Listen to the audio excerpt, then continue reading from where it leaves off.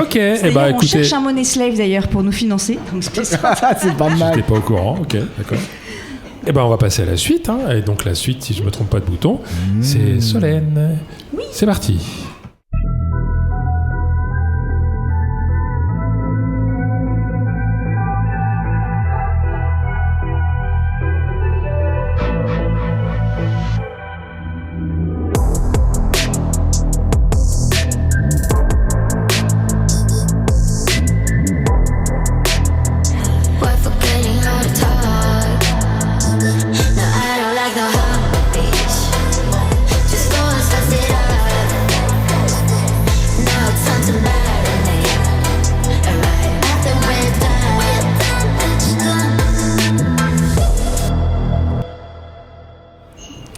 Est-ce que vous pensez, vous, qu'une femme peut parler d'érotisme librement ?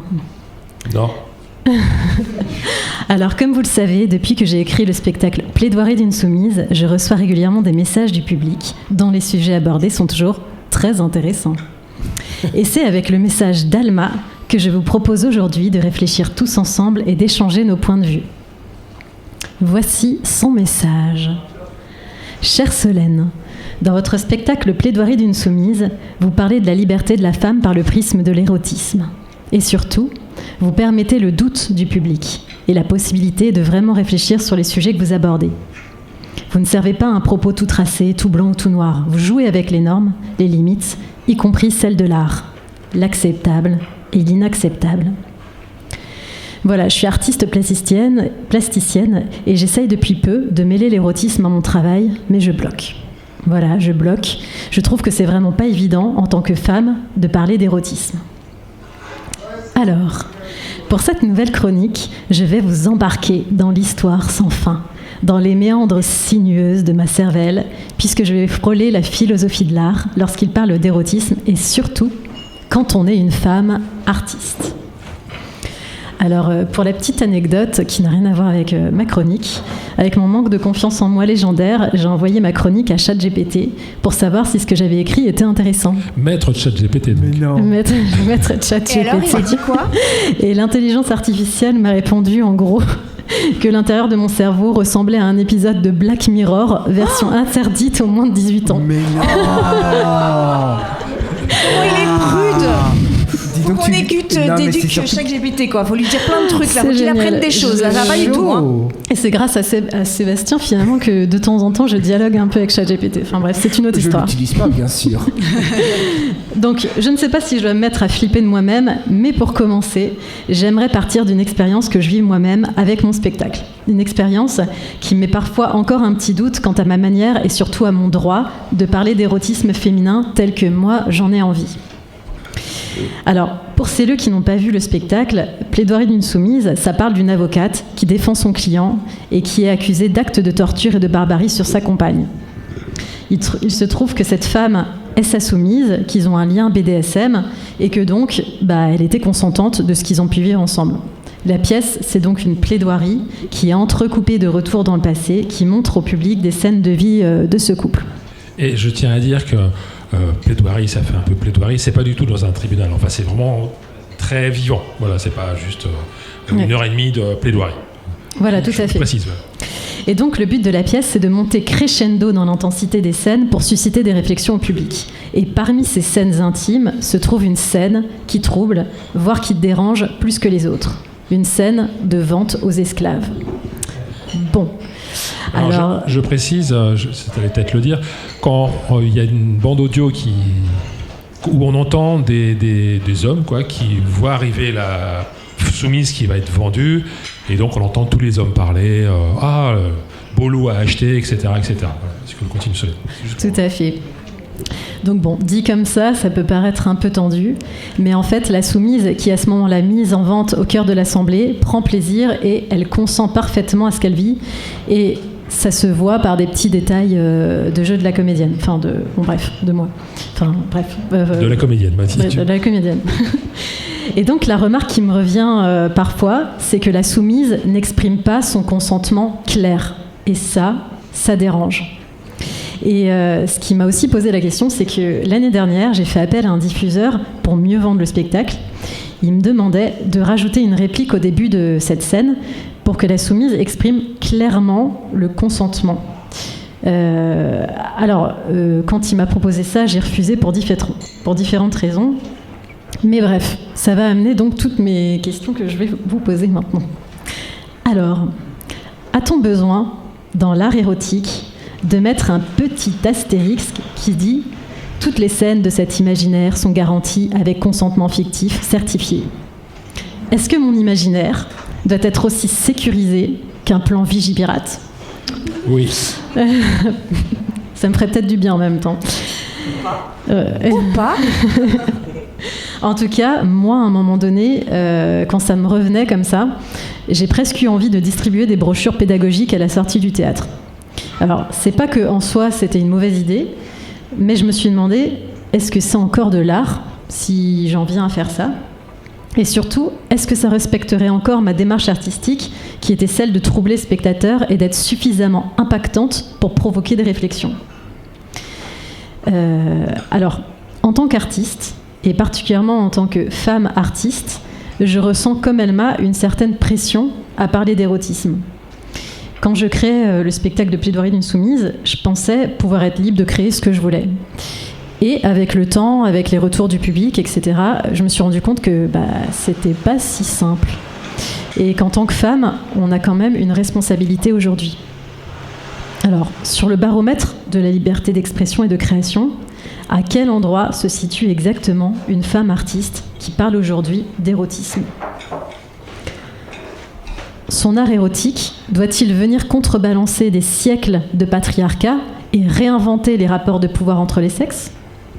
Et si l'érotisme dont je veux parler est une sexualité à contre-courant qui épouse certaines normes patriarcales, est-ce que ça signifie que je milite contre le féminisme ? Le personnage de Pénélope dans la pièce exprime son plaisir et son épanouissement dans sa soumission à son maître. Est-ce que du coup on écoute ce qu'elle a à dire ou est-ce qu'on doit la corriger politiquement alors que c'est un personnage ? L'art, aussi imaginaire soit-il, a toujours été un reflet de la société. Et l'érotisme en est une composante complexe et fascinante. Alors, petit détour rapide historique. Pendant longtemps, l'érotisme dans l'art, c'était une affaire d'hommes. Les femmes, elles étaient souvent couchées, nues, silencieuses, belles. Qu'est-ce qu'elles sont belles quand elles sont silencieuses ? Bref, modèle vivant, mais complètement muet. Et puis des artistes sont venus changer ça et elles se sont dit, si on arrêtait d'être des objets pour devenir les autrices de nos désirs. Et ces artistes transforment alors l'acte érotique en un terrain d'expression personnelle. Elles questionnent les normes de genre, de pouvoir, elles créent un espace où les femmes ont le droit, pour une fois, d'exprimer leur sexualité sans culpabilité ni stéréotype. Dans une œuvre érotique, qui détient le pouvoir ? Celui qui crée l'image ou celui qui la regarde ? Et que penser quand ce sont des femmes qui elles-mêmes s'objectifient dans leurs œuvres ?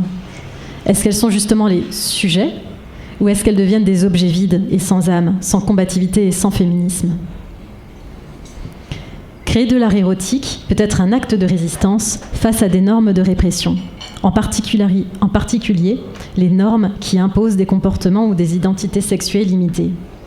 L'art peut être une manière de revendiquer la diversité des expériences sexuelles, de réaffirmer les plaisirs et les désirs légitimes de chacun pour rendre visibles et accueillir avec bienveillance des formes de désir qui ont été historiquement rejetées ou marginalisées, comme le BDSM, comme le désir féminin, queer par exemple. Alors, qu'est-ce que ça veut dire être féministe dans l'art ? Franchement, je suis un peu perdue. Moi, j'ai l'impression de défendre la liberté de la femme avec Plaidoirie d'une soumise, mais finalement, en fait, je sais pas. En tout cas, je pense que l'engagement féministe n'est pas une obligation pour toutes les femmes créant des œuvres érotiques. Chaque artiste, après tout, a le droit de choisir de s'engager ou non, politiquement ou socialement dans son œuvre. L'art, pour moi, est avant tout un moyen d'expression personnelle. Certaines femmes peuvent ne pas ressentir le besoin, par exemple, de s'identifier à un courant féministe, mais plutôt d'explorer la sexualité et le désir de manière individuelle, artistique, voire même transgressive. Je crois que créer de l'art érotique en tant que femme, peu importe la forme finale, est déjà une forme de féminisme, en affirmant son droit à créer librement. Librement, oui, mais jusqu'à quel point ? L'art est une projection du rêve et de la créativité d'un artiste. Peut-on représenter n'importe quoi, dans le sens où l'imaginaire n'a jamais de limite ? Par exemple, pourrait-on érotiser une scène de viol ? Et là, j'appelle à la barre Disney. Disney, oui. Il était une fois l'absence de consentement dans un dessin animé de 1959, La Belle au bois dormant. Vous savez, La Belle au bois dormant, c'est ce film qu'on nous a montré étant enfant pour nous apprendre, oui, tu peux être réveillé par un inconnu qui te roule une pelle pendant ton coma. C'est ok en fait, let's go. La Belle au bois dormant. Ça, c'est la version de Disney. La version d'origine est plus gore. Mais je t'en laisse continuer. La Belle au bois dormant, Blanche-Neige, c'est quand même des sacrés cas d'école de non, c'est un non, même dans ton sommeil. Avec ça, on a quand même tiré la carte chance pour aller jusqu'au départ et éviter de passer par la case prison. Et il était aussi une fois La Belle et la Bête et son érotisation du syndrome de Stockholm, version comédie musicale. Pocahontas, Esmeralda, entre hypersexualisation de la femme et fantasme colonial. Enfin bref. Peut-on représenter une scène de viol de manière érotisée ? Alors là, je vous entends déjà dire « mais enfin, Solène, et oui, je sais, je suis d'accord, c'est dérangeant, clairement. Mais si c'est pas un acte, mais un fantasme, est-ce qu'on a le droit de le mettre en scène dans une œuvre d'art ? À partir du moment où le propre d'une œuvre d'art, c'est de le partager avec un public et donc une sensibilité différente. Est-ce que l'art peut rester dans le domaine du rêve ou est-ce qu'il doit se contraindre au réel ? Au contexte social, culturel, au travers des époques. Appartient-il encore au fantasme dès lors que l'art s'ouvre et se partage avec un public ? Il y a la liberté individuelle, l'expression individuelle de l'artiste, mais il y a aussi l'aspect du public d'une œuvre. L'œuvre a un public, elle se partage, et la réception de l'œuvre dépend donc du vécu de chacun. Est-ce qu'on doit en tenir compte ? Mais si on fait ça, ça voudrait dire adapter une œuvre d'art à des milliers de sensibilités différentes, ce qui est impossible. La sensibilité de chacun a le droit d'exister, mais est-ce qu'elle peut s'imposer à toutes les autres ? Et est-ce que la mienne peut s'imposer aux autres ? L'art a cette particularité qu'il fait la passerelle entre le domaine du rêve, du fantasme et de la réalité, car il a une expression matérielle qui peut être visible. Elle peut être audible, ou du moins sensoriellement perceptible par l'homme.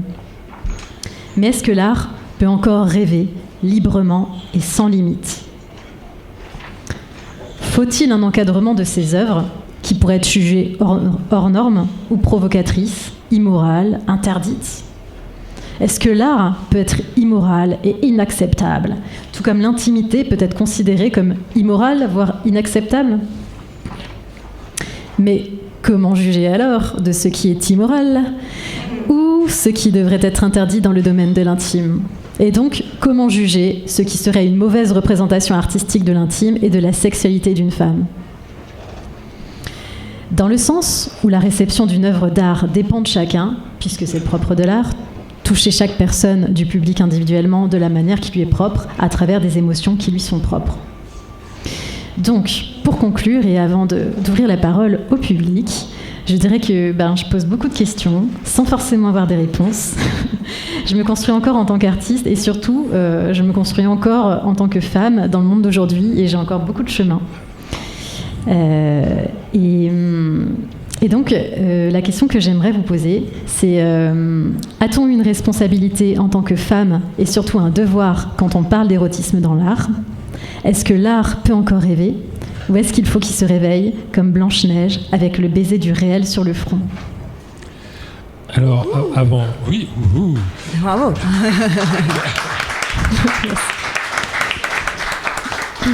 Alors, avant de passer la parole au public, j'aimerais intervenir, avant que j'oublie, parce que je suis assez oublieux. Dernièrement, je suis allé voir une exposition au château de Versailles. Alors, c'était pas du tout sur les peintures de Louis XIV de l'époque, c'était sur un artiste peintre qui peint à partir de photos. Et la majorité de ses œuvres, c'était des œuvres tirées des Fight Street de banlieue, on va dire, dans des parkings souterrains. On voyait des garçons à capuche en train de se taper dessus, en train de s'agripper, etc., etc. Mais c'est très stylisé, donc c'était surtout sur le mouvement des corps. Je fais des gestes avec la main, on voyait un qui attrapait l'autre comme ça, vous voyez, donc c'était vraiment des courbes, une sorte de catch. Bien entendu, c'était des peintures, donc c'était immobile. Donc on voyait Donc moi j'aimais beaucoup par rapport à ça, et je suis tombé en extase, vraiment en extase, quand je suis tombé sur une autre peinture, toujours de cette série-là, où là c'était vraiment en extase. Je vais vous expliquer pourquoi. C'était une peinture qui se passait non pas dans un sous-sol cette fois-ci, mais c'était dans une station-service désaffectée, un peu post-apocalyptique. On voyait encore pareil des scènes de bataille entre une dizaine d'hommes, etc. Et au premier plan, il y avait un homme qui chopait une femme. On voyait que la femme voulait partir et que lui la chopait. Je peux imaginer qu'après il allait lui faire des trucs pas bien, et là j'ai dit ouais, ça m'aurait personnellement embêté de voir toute la violence entre guillemets scénarisée de la banlieue telle que je me l'imagine, hein. Je vis pas en banlieue, c'est tel que je me l'imagine, sans que ce côté un homme qui chope une femme ce soit pas là, ce soit édulcoré. Je valide pas du tout le fait qu'un homme chope une femme. C'est juste me dis, moi en tout cas ce qui m'a plu, c'est la proximité avec le réel, même si les peintures étaient très stylisées, la proximité avec le réel. Je dis ah oui, les fight streets, c'est aussi des femmes qui se font choper par des mecs. Voilà. Je dis pas que c'est bien, je dis pas que c'est mal, c'est juste ah ouais, là c'est complet. Je pense que l'artiste de ce côté-là, quand il lui est venu l'idée, c'est pas censuré. Alors c'est un artiste homme, ok, ça aurait pu être un artiste femme, c'est pas le propos. Voilà, donc moi j'ai bien aimé la non-censure de l'artiste par rapport à ça. Maintenant il y a eu je sais pas combien de questions, 30, 40 à vous public, à vous Chloé ou Sébastien si vous voulez. Il y a quelqu'un qui lève la main en fait, donc je pense qu'il a envie de parler, et je pense que ça a suscité beaucoup de réflexions dans le public. J'ai vu les gens réagir, donc je pense qu'il y a plein de choses qu'ils veulent dire. On vous écoute. Alors moi je trouve que ton discours a beaucoup résonné avec un film que j'ai vu qui s'appelle Irréversible, qui est de Gaspard Noé, et quand au début tu parlais du fait de pousser à la réflexion chez le spectateur, je pense que c'est la même démarche pour ce réalisateur dans Irréversible, de montrer une scène très choc, très... ça avait fait scandale à l'époque où c'était sorti. La question derrière, pour moi, c'était plus, est-ce que ce choc, c'était une volonté d'ouvrir l'esprit des gens à ce qui peut être montré en tant qu'art, ou est-ce que c'était juste du choc pour finalement créer de la tension ? Je ne sais pas. Gaspard Noé est un personnage complexe, donc c'est difficile à discerner. Quel était ton ressenti quand tu as vu cette scène ? Alors d'abord de la consternation, parce que j'ai un pote qui m'a dit dans une étude de ciné, vois ce film, lis pas le synopsis.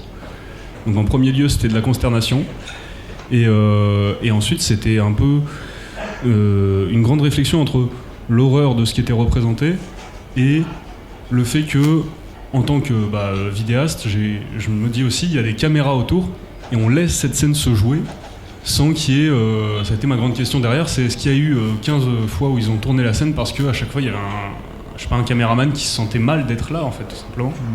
C'est quel choc est-ce que ça peut aussi produire derrière, déjà pour les gens qui l'ont vu en direct au cinéma et pour les équipes. C'était plus ça ma réflexion qui est venue en premier lieu. Ça a été pour moi un moment de malaise violent, quoi. C'est-à-dire que j'étais spectateur de quelque chose que je validais pas. Et j'avais beau savoir que c'était du cinéma et tout, je savais aussi les trucs derrière ça, c'est-à-dire que les acteurs et l'actrice, ils ont souffert. En regardant ça, je validais la souffrance, ce qui arrivait, ce qui pouvait arriver. En même temps, ne pas regarder, c'est vouloir dire ça n'existe pas, ça ne me concerne pas. J'étais dans c'est toute la limite entre le fait de choquer et le fait de traumatiser en fait. Ouais. Au final le spectateur, parce que je pense qu'il y a dû en avoir des personnes traumatisées par la scène et qui ont été extrêmement perturbées par cette dernière, et la volonté aussi du réalisateur de créer cet état de choc. J'avoue que quand j'ai vu le film au début, je me demandais qu'est-ce que ça faisait là. Ouais. Et enfin, ça aurait pu être raconté par quelqu'un qui parle dans un moment de police. Voilà. Il y a une autre question là. Oui, moi pour un petit peu débroussailler dans le foisonnement de questions. Est-ce que tu peux approcher ton micro, parce que tu as une voix qui porte, certes, mais ta voix qui porte ne rentre pas dans l'enregistrement, et ce serait dommage qu'on n'entende pas tes remarques. Oui, alors en fait, dans ce foisonnement de questions que tu te poses, on peut déjà débroussailler en se disant que toute forme d'art est contraire à toute forme de censure. C'est des opposés. C'est impossible de prendre les choses autrement, quelle que soit la façon dont on prend le problème. En effet, je pense que, je sais pas si c'est vrai que tu connais bien le problématique de l'art, puisque, tu dessines et donc et tu dessines notamment sur du sexe, donc c'est des choses que tu as sûrement dû réfléchir. 40 ans de réflexion sur ce sujet. Voilà, c'est impossible de voir les choses autrement. Il y a quelqu'un d'autre qui veut réagir de l'autre côté ? Moi, je pense. Ok, il y avait beaucoup de questions et du coup la réponse elle sera pas sur une question en particulier puisque je me souviens plus de la structure et l'intitulé de chacune de ces questions. Mais je trouve pour éviter, je trouve qu'il y a certaines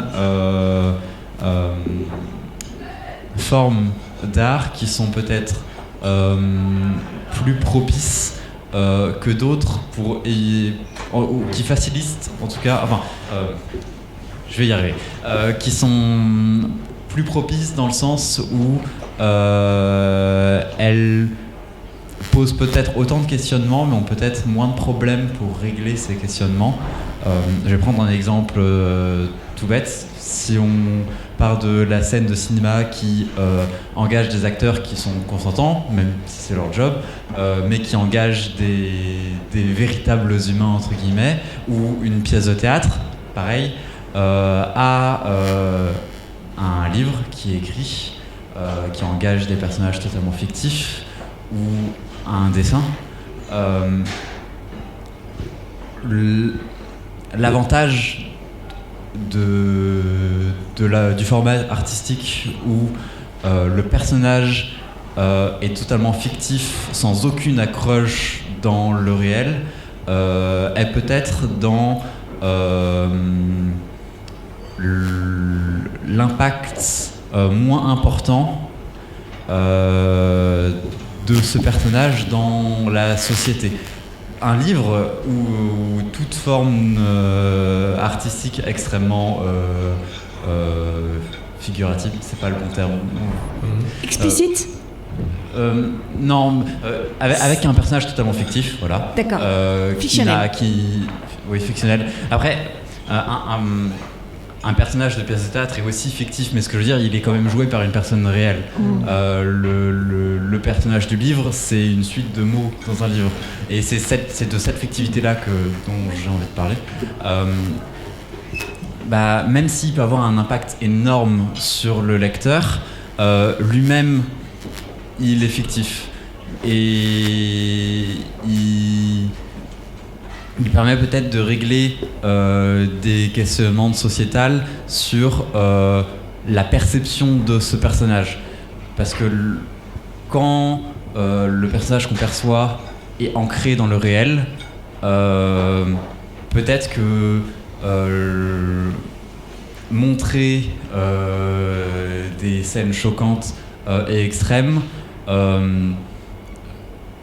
peut-être que ça marche mieux, mais aussi peut-être que ça se fait plus se poser, ça rend les questions plus compliquées à répondre que si c'est un personnage totalement fictif, parce qu'on ne sent peut-être pas vraiment... J'ai envie de dire moins impacté, même si c'est faux, j'ai du mal à transmettre le pensée, je suis désolé. Oui, non, moi je pense qu'on a bien compris, c'est toi qui imagines en fait. On a tout à fait compris, il y a juste un petit problème de micro qui fait zon. C'est pour ça que je me suis permis de prendre la parole, mais on avait bien compris l'idée. Donc il y a d'autres personnes qui veulent parler après. J'aimerais qu'on revienne par contre, donc parler de ce que vous avez à dire, mais pour les personnes qui interviennent après, j'aimerais bien qu'on reprenne le focus sur une artiste féminine. Doit-elle être féministe ? Parce que là c'est vrai que ce qu'on a dit c'est très, très intéressant, mais c'est un contexte un peu plus général. Je crois que Solène, c'était un peu aussi ta question. Parce que c'est son cas. Est-ce qu'une artiste féminine doit être féministe, en tous les cas, être dans les codes et parler d'une scène de viol? Est-ce que t'es femme et tu fais une scène de viol, d'où, quoi, comment, qu'est-ce quoi? Je résume un peu ce que tu as dit, mais est-ce qu'on peut revenir un petit peu là-dessus? Il y avait déjà d'autres questions là, d'autres réactions en effet. Et bien, je vais essayer d'être modeste. Je fais de l'art, je fais beaucoup en street art. Et je traite beaucoup, enfin de tout, mais il y a beaucoup des choses qui viennent de traumatisme que je ne règle pas dans ma sexualité, respirez bien, mais que je traite à travers mon art.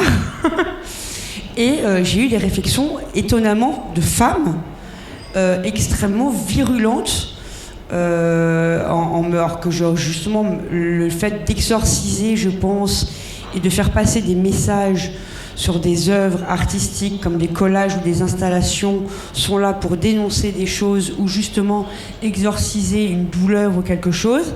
Et les femmes, enfin moi en tout cas, j'ai eu plus de commentaires de femmes qui étaient très violents en me traitant d'anti-féministe, plus que tu aides justement à passer ce cap, comment soigner des douleurs, comment soigner des choses de la société qui sont compliquées.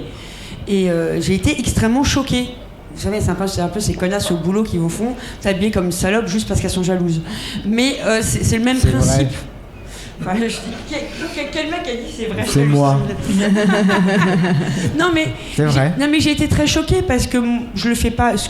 Moi je le fais. Je me prétends pas artiste comme tu peux l'être parce que j'écris pas. Il y a pas un message profond derrière. C'est vraiment quelque chose qui est fait pour traiter de choses vécues de mes proches ou de moi-même.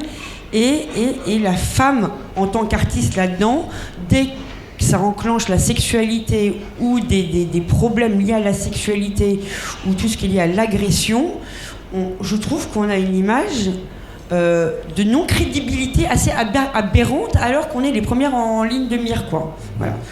J'étais un peu révoltée. C'était ma révolte du soir. Ça manque de sororité. Mais après, on a aussi le droit, en tant que femme, faut pas déconner, on peut traiter de fantasmes. J'ai des fantasmes que je condamnerais dans la vraie vie, comme dans des photos, par exemple, de réalité, qui sont des trucs de photojournalisme, qui sont des choses très importantes pour dénoncer des faits. Maintenant, mes fantasmes m'appartiennent qu'à moi, et mes plaisirs ne sont que les miens. Donc, j'ai le droit aussi de gérer ça à ma façon, sans être jugée par la moitié de la Terre, quoi. Wouhou! Il y a d'autres gens qui veulent réagir, je crois. Bon, d'abord, j'ai... Il a pris le micro avant. Allez-y. Bon, d'abord, j'ai surtout hâte de voir la pièce, parce que sans voir la pièce, c'est un petit peu dur de réagir. Donc, effectivement, en écoutant ton intervention, j'ai surtout pensé à ce qui avait été fait avant. Et pour moi, la question qui m'est venue, bon, je suis désolé, c'est peut-être un peu générationnel, mais je me suis posé la question de est-ce que le fait d'être une femme est si important que ça? Je pensais par exemple à Sade. Sade, il a passé la moitié de sa vie en prison, ici en plus à la Bastille, pour le même genre de thème. Finalement, Sade, si on y réfléchit aujourd'hui, il n'a absolument aucun impact politiquement sur notre société actuelle. La plupart des gens sont complètement anti-sadiens. Aujourd'hui, je vois plein de jeunes filles, alors moins à Paris, ou peut-être plus en banlieue ou en province, qui se revendiquent très religieuses et donc qui sont totalement anti-sadiennes. Et à l'inverse, j'ai envie de dire, la personne qui a eu le plus d'impact politique aujourd'hui, c'est certainement une autrice féminine, quoi, Histoire d'eau. Je veux dire, 90% des choses qu'on fait aujourd'hui, on le doit à Histoire d'eau, quoi. C'est elle qui a codifié la plupart des trucs dans le BDSM, ça vient directement de ça, quoi. Ça vient directement de ce roman des années 70. Donc est-ce que... moi j'ai l'impression que quand on est une femme, on peut vraiment se mettre dans cette lignée et se dire ok, ça a été fait par une femme. Aujourd'hui, tout ce qu'on vit là, honnêtement, à 90%, ça vient pas de ça vient d'Histoire d'eau. Ensuite, sur l'aspect artistique, ça m'a fait penser à un truc, mais j'ai racheté il n'y a pas très longtemps la BD de Milo Manara, Déclic, que j'avais lu quand j'étais adolescent, que j'adore. Et je l'ai racheté, et en fait, il y a une petite préface où il dit, en fait, j'ai dû enlever une planche, parce que cette planche, aujourd'hui, elle passerait pas, et je me sens pas de la refaire. Je pense que c'était un truc qui était probablement zoophile. Il a quand même laissé une ou deux planches qui sont un petit peu comme ça. Et donc, je pense que quand on est un artiste, il y a aussi une société qui évolue, des choses qu'on prend à un certain moment, et qu'on a peut-être plus de mal à défendre. Et je suis désolé, je provoque un petit peu, mais est-ce que c'est vraiment une question d'être femme ou garçon? Moi, je me pose un petit peu la question, quoi. Je pense que quand on est un artiste, ça transcende un peu ce genre de truc. Il y a quelqu'un qui veut réagir, je crois, au fond, qui n'a pas eu le micro. Elle s'est fait passer au-dessus. Donc, par inadvertance. Voilà, donc voilà. Pas de souci. Je suis à la fois d'accord et pas d'accord avec ce qui vient d'être dit. Ouais, je sais. Mais dans cette question de est-ce que une artiste féminine doit être féministe, je dirais, je vois pas pourquoi une artiste féminine aurait davantage d'obligations en fait qu'un artiste masculin.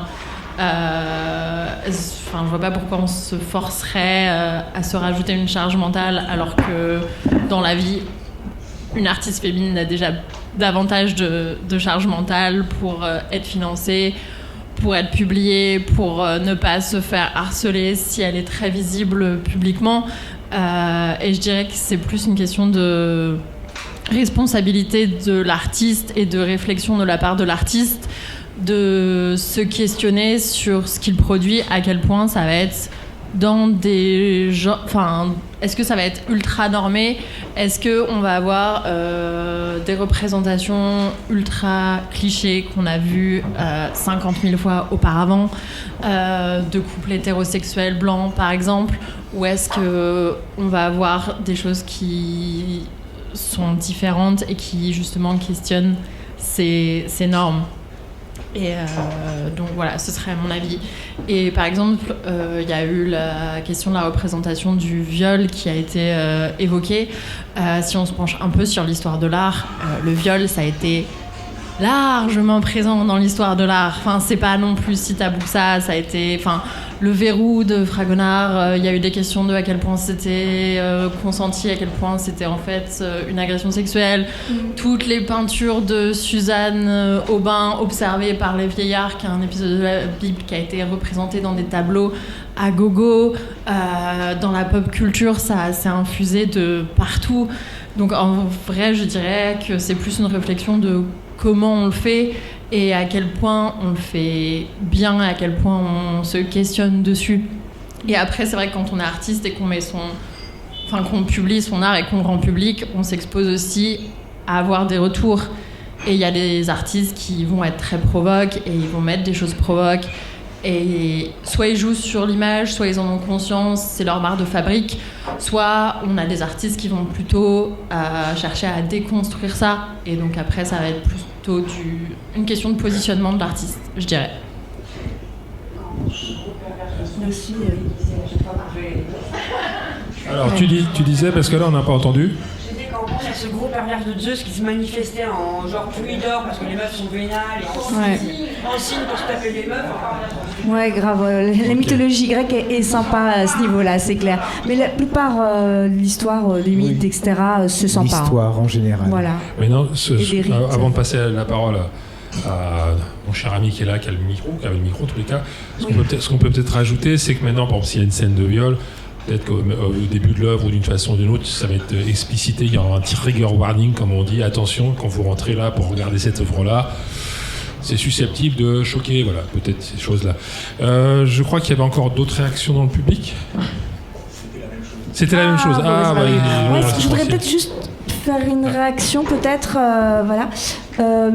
En fait, moi, je suis tombée par hasard sur Anne Rice à 20 ans, sur les infortunes de La Belle au Bois dormant. Et oui, on parle beaucoup des Belles au Bois dormant. Et ben, en fait, Anne Rice, avant qu'elle fasse ses trucs sur les vampires, elle a fait une trilogie érotique, justement, où La Belle au Bois dormant, et ben, c'est une esclave. Et vraiment, elle prend cher, quoi, grave. Et je suis tombée dessus par hasard, et en fait... Raconte comment. Mon petit copain de l'époque adorait Anne Rice parce qu'il adorait le truc des vampires, etc. Et donc il est tombé sur le... Donc il est tombé sur le 3e tome des Infortunes de La Belle au Bois dormant, et moi je dormais beaucoup, donc c'est pour ça qu'il s'est dit je vais t'offrir ça, Belle au Bois dormant, et c'est pas du tout que c'était érotique, voire même très très explicite, quoi. Et je suis tombée direct sur le 3e tome que j'ai beaucoup aimé, etc. Et que ça m'a tout émoustillé. Et clairement, il y a plein de scènes de viol dans tous les sens, mais à chaque fois, il y a toujours des éléments qui font comprendre qu'en fait ils prennent du plaisir, en fait. Donc à chaque fois tu comprends que les gens, ils n'ont pas le choix, mais ils prennent du plaisir. Donc, quand j'ai voulu racheter le 1er tome, et là il y avait un disclaimer pour dire attention, attention à ce que vous allez lire, quoi, en fait. Alors qu'à l'époque, il y a 20 ans, il n'y avait pas, 25 ans, il n'y avait pas ce disclaimer. Donc on voit bien que voilà. Et un autre truc aussi qui m'étonne des fois, on parle beaucoup de viol, c'est pas bien de montrer du viol, mais vous avez vu ce qu'on voit à la télé, tous ces morts, en fait. On voit plein de morts dans tous les sens. Et bah voilà, et on en, enfin voilà quoi. Et les violences, il y en a plein quoi, en fait. Donc pourquoi, enfin voilà. Voilà, je pose cette question-là parce que je dis pas que c'est bien le viol. Moi personnellement j'ai un fantasme du viol, donc voilà, moi ça m'excite quand je vois des scènes de viol en fait. Je suis désolée, voilà, chacun ses fantasmes quoi, et on les contrôle pas. Et moi c'est depuis toute petite, à 12 ans, fantasme de viol, c'est commencé comme ça, voilà. Donc voilà. Mais voilà, et puis si c'est mon fantasme, si c'est mon plaisir, en fait, pour moi, c'est ça, être féministe, c'est voir l'égalité, et voir l'égalité, c'est voir la liberté, et la liberté d'être qui je suis, de prendre du plaisir sexuel que j'aime, et puis voilà, quoi, en fait. Donc, et on contrôle pas ses fantasmes, quoi. Donc, tant qu'on fait de mal à personne, pourquoi pas ? Et en effet, quand c'est dans un bouquin, quand c'est écrit, oui, en effet, peut-être que maintenant il faut expliquer aux gens que le viol, c'est pas bien, parce qu'il faut croire qu'avant, faut croire que les gens ils savaient pas que c'était pas bien. Ils s'en foutaient. Voilà, donc pourquoi pas se faire un disclaimer. Mais en fait, souvent dans les bouquins érotiques, quand il y a des scènes de viol, souvent en fait c'est non, je veux pas. Et en fait, elles sont super excitées. Et en fait, c'est parce qu'elles disent qu'elles veulent pas qu'on sache qu'elles ont bien voulu, parce que le reste de la société, elles auraient mal jugé, etc. Voilà. Et ils auraient été des salopes, etc. Moi, c'est dans les bouquins que j'ai lus, c'était souvent ça en fait, l'imaginaire qu'il y avait derrière. Donc voilà, mais après voilà, chacun ses fantasmes. Il y a quelqu'un qui voulait réagir avant ? Alors oui, justement, merci de tes propos parce que c'est justement ce que j'allais aborder. Chacun ses fantasmes, chacun sa manière de voir les choses. Et je pense, alors je suis un homme donc je peux pas me mettre à la place des femmes sur ce sujet-là, mais aussi chacun sa vision. Plus proche de ton micro parce que plus proche, comme ça c'est bien. Ouais. Ok. Je suis un homme, je répète un peu ce que je dis, je suis un homme, je ne suis pas une femme, je peux pas forcément me mettre à votre place, mais je pense qu'il y a aussi chacun sa propre vision du féminisme. Et dans ce sens-là, si montrer que ma soumission ou la soumission que je souhaite imposer peut-être à la personne en face de moi, c'est quelque chose qui m'attire et qui, même si ça se rattache à des valeurs patriarcales ou autres, c'est quelque chose qui me fait du bien. Je pense que c'est une manière d'exprimer son féminisme par le fait de tout simplement s'exprimer soi, prendre la liberté qu'offre aussi le féminisme de dire ce qu'on veut, dire ce qu'on pense et le mettre en scène sans que une personne qui n'a pas notre expérience de vie, n'a pas notre vécu ni nos envies, ne puisse dire c'est complètement contre-courant ce que tu fais et ça ne marche pas. D'ailleurs, la plupart des artistes dans l'histoire ont toujours été, les artistes qui sont restés ont été à contre-courant en montrant des choses que les gens ne voulaient pas forcément voir. Voilà. Ok. Moi j'aurais une question à poser à Solène maintenant. Déjà, donc la plaidoirie d'une soumise, le retour, j'espère que c'est pour bientôt, la deuxième pièce. Mais du coup, c'était juste une blague, mais du coup, maintenant que tu as entendu les critiques qu'on t'avait fait, que le diffuseur te demandait de rajouter un avertissement, et finalement t'as pas voulu, est-ce que tu te sens plus conforté dans tes idées, parce que là tu as posé plein de questions, mais j'imagine que tu as déjà des réponses à ces questions. Est-ce que tu te sens plus conforté dans ton idée de dire non, je ne mettrai pas d'avertissement pour la scène de la vente aux esclaves avant, disant que la soumise qu'on vend là, elle est consentante. Ou est-ce que tu es encore un peu dans l'indécision, pas de faire ça, mais éventuellement s'il y a une suite, je sais pas s'il y a une suite, mais si tu avais à réécrire l'histoire, et voilà, est-ce que ça... En fait, pour moi, la question elle est tranchée dans le sens où je ne mettrais pas forcément d'avertissement ou... tout d'abord parce que la pièce est interdite moins de 18 ans, donc ça annonce quand même quelque chose. Mais c'est aussi la forme particulière de la pièce parce que ça se base sur une histoire vraie et c'est un procès. Et en fait, le cœur même d'un procès, c'est qu'on ne sait pas. En fait, on a des preuves qui sont montrées devant nous et en fait, rien n'est sûr. Et donc, c'est normal que le public doute. En fait, il y a des personnes qui vont dire... que la scène de la vente aux esclaves, par exemple, c'est du proxénétisme. Il y en a d'autres qui vont pas le voir de cette manière-là. Et dans Plaidoirie d'une soumise, j'ai pas cherché à prendre forcément parti. Donc, en fait, si je mets un warning ou si je mets une explication, pour moi, c'est troubler le cœur même de la pièce, puisque c'est un procès. Enfin, je sais pas si c'est clair. Oui, je suis pas clair, mais... Ah ouais. Okay. Qui veut réagir? Il y a des micros là. Il y a des micros, donc c'est merveilleux. Alors, je suis désolé, du coup, je vais pas parler du cas de la pièce parce que j'ai pas eu l'occasion de la voir. mais du coup plus de manière générale dans les formes d'art. Je trouve ça intéressant, ça ne m'atteint pas personnellement, mais je trouve ça intéressant de mettre avant de commencer une œuvre artistique ou de voir une œuvre artistique, d'avoir la possibilité d'avoir des trigger warnings sur de quoi va porter l'œuvre. Pas forcément une explication de pourquoi, pas forcément tout le monde est consentant dedans, vous inquiétez pas, mais juste pour savoir si je suis dans un état mental correct pour que cette œuvre ne me traumatise pas. Par exemple, si je repense au film de tout à l'heure avec une scène très impactante, une fois que l'œuvre est commencée, je trouverais ça dommage de mettre des avertissements dans l'œuvre, parce que ça gâcherait, ça perturberait le désir artistique derrière de ce qu'on veut montrer. Mais pour savoir si j'ai la capacité de pouvoir observer cette œuvre, je pense que ça peut être intéressant d'avoir ce genre de trigger. Ouais, c'est vrai que ça, c'est une question qui s'est posée particulièrement pour Avignon, parce que du coup, pour le coup, la pièce s'exporte vraiment dans le tout public. Et donc, en fait, il a fallu trancher pour le programme, déjà d'annoncer l'interdiction à moins de 18 ans ou pas. Donc ça, bon, évidemment, on a décidé de le faire. Et en fait, on a beaucoup débattu sur le fait que, en fait, il était possible de mettre des trigger warnings justement par rapport à la présence en fait de torture, de violence et de présence de sang dans la pièce.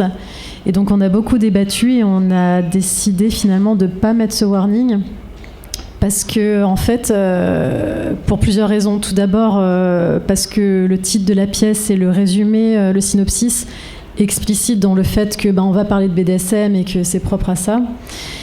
Et aussi parce qu'en fait, encore une fois, on s'est dit que si on le mettait, ça venait contrecarrer le sens du spectacle qui est un procès. Et tout le but de la pièce, c'est d'annoncer justement que c'était pas de la barbarie, de la violence, mais du plaisir. Et donc en fait, si on mettait ce warning-là, on avait l'impression de contrecarrer un peu le but du spectacle, qui était de laisser au public le fait de juger si c'était de la violence ou pas, quoi. Mais oui, je suis complètement d'accord. Mais ouais. Oui, alors moi je voulais faire une remarque justement sur le disclaimer. On arrive pile au moment où le disclaimer est en train de se transformer et va devenir une annonce en fait, croustillante. Voilà. Ça fait rire, mais c'est vrai. C'est vrai. Merci pour cette intervention. Ah, une autre intervention ? Juste, en fait, je m'écarte, mais en fait, je reviens dessus, donc c'est lié. Ce qui est hyper intéressant, c'est que maintenant, je trouve qu'il y a une espèce de puritanisme poussé à l'extrême. Moi, je l'ai remarqué dans les œuvres artistiques, surtout érotiques, ou poussées justement un peu BDSM ou truc. C'est, si on montre quelque chose, c'est vous l'avez jamais vécu, comment vous vous permettez d'en rire ou d'en jouer. Ou à l'opposé, c'est vous avez vécu un traumatisme. Ce n'est pas un moyen de régler vos problèmes. Je ne parle même pas d'actes sexuels, je parle juste de représentation artistique.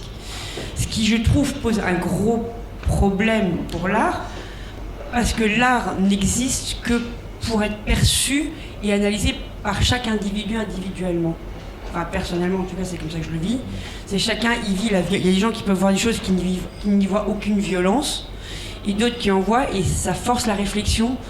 Donc je trouve qu'il y a une espèce de faux procès qui se crée maintenant, de juger un artiste, par exemple, je pourrais dire toi, enfin je te tutoie, mais genre tu fais machin, un truc de vente aux esclaves, de viol, mais pour qui tu te prends, est-ce que tu sais au moins ce que ça fait? Enfin, c'est le genre de truc qu'on pourrait avoir de nos jours, je trouve, parce que les gens sont très dans le jugement et n'arrivent pas à prendre la distance nécessaire pour mettre en perspective une démarche artistique qui renvoie à une démarche de réflexion qui est propre à chacun, qu'on ne peut pas imposer de toute façon à son voisin.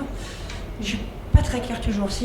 Si, on arrive à suivre. On est au taquet, pas de souci. Alors je vais rebondir sur ce que tu dis en disant plus un, comme on dit. Peut-être pour un truc plus général, je crois qu'aujourd'hui, je me place de mon expérience, je crois qu'aujourd'hui, c'est la société de la pensée facile, de la pensée rapide et de la pensée facile. Donc ce que tu viens de dire, c'est il y a une scène de vente aux esclaves dans ta pièce, de quoi tu te permets? Voilà, j'ai pris 20 secondes de mon temps, mon cerveau a pris 20 secondes de mon temps, et j'ai fait une phrase automatique qui m'a été enseignée ou inculquée par mon groupe, etc., etc. C'est vraiment la pensée automatique, donc c'est très bien de mettre des blancs, et une extrême d'un côté ou de l'autre, etc., mais tout en pensée automatique. Et je vais en profiter pour parler de l'émission Pulsion, où en fait dans nos discussions, pas forcément aujourd'hui, mais dans nos discussions, on essaye de dire, mais en fait tout est possible, c'est plein de subtilités. La sexualité par elle-même, c'est de la subtilité, parce que si on y réfléchit, la sexualité, on va dire génitale, c'est un bout de viande dans un bout de viande, point. Le débat, il est terminé en 4 secondes. Et pourquoi? Vous savez, la 93e émission qu'on fait, à chaque fois 2 heures, plus vous avez déjà discuté, parce qu'il y a toutes les subtilités, etc. Et donc on est dans la pensée automatique, dans la pensée facile, en 3 mots, c'est sûr que... Les gens peuvent scroller pendant 45 minutes, voire 6 heures de pleine nuit sur Instagram, et pas prendre 10 minutes pour se renseigner sur une pratique qui peut être tout à fait saine et faite en plein consentement. Oui, on peut dire la même chose du Covid. Je suis spécialiste du Covid. Après, c'était quoi? Je sais plus, tous les trucs qui a eu lieu après, la crise financière, etc. Donc, Solène, je suis désolé, j'ai compris, dans ta pièce, il y avait une scène de... Il n'y a pas que ça, ça c'est juste un petit passage, une scène de vente aux esclaves. Donc, c'était quoi ta phrase? Qui es-tu pour te permettre, ou je sais pas quoi, voilà. Et j'ai fini ma pensée, et je t'ai mis des injonctions, et je suis tout puissant parce que j'ai fait des injonctions. Voilà. Je vais m'arrêter avec mon cheval de bataille de la pensée facile. La bien-pensance que tout le monde soi-disant doit avoir. Je t'entends que c'est facile, ça. Voilà. Je crois qu'on a bien là, non? Solène, tu veux conclure ou pas? Ou t'as encore des questions? T'as encore des questions? Non, merci beaucoup en tout cas de partager vos avis. Ok. Merci Solène. C'était vraiment très intéressant. Et voilà, merci.